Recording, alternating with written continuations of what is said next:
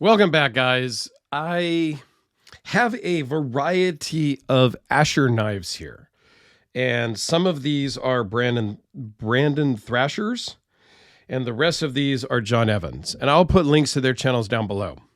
Now, I've done individual videos of these three, and this one, and this one, I think.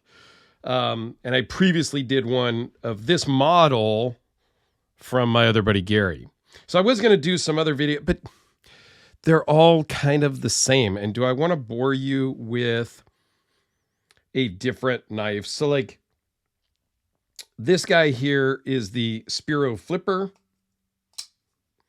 And this guy here is, this guy is the liner lock Spiro. So they're basically the same knife.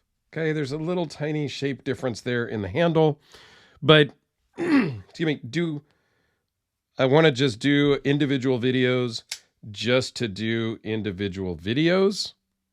Not really. I mean, I could. It's better for watch time and stuff like that, maybe, but it's also kind of boring. So I just thought I would get together the whole collection and kind of just talk about them for a minute. So the only one that's kind of a one-off here is the Centauri 2.0. Okay.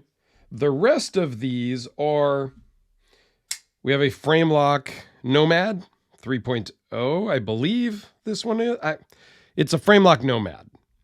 We have the access or barrel lock Nomad. Same knife, but different. Okay, we have another frame lock Nomad, but with G10 instead of all titanium. But the same knife. A little bit different. The all titanium one has the fuller, but same thing. So do we really need an individual video of each? No, I decided we don't. Same with the Spiro liner lock version or frame lock version. So what's kind of cool is you can pick and choose what style knife you like, and you can get it in a flipper. You can get it with a thumb stud liner or a thumb stud frame lock. Now that's pretty cool, honestly. When you think about it just in that term, it's kind of a cool way to go. And this is the frame lock Spiro also in all titanium. So I think it's cool. It's a good brand and lineup, right? So I think, I don't know, they're growing on me. I think my very first impression wasn't the best when I got a Nomad 3.0 from my buddy Gary. And it was a black one. And I really just said, it's a bug out copy, right? I mean, and I'll link the video to it. Hey, I can change my mind. Okay. But yeah, the Nomad is really just, you know, a very similar looking bug out at a much better price point. So what you see here is all right about the $100 mark or less. And I think that's very cool. There is a couple of different pocket clips that they do offer. I think this is an upgraded aftermarket, if you will. Because all the other ones are very similar. And quite frankly, I like this one better because in the examples that I have, this one doesn't work as well as the others. Could I bend this out and tweak it some for my liking? Sure, if it was my knife.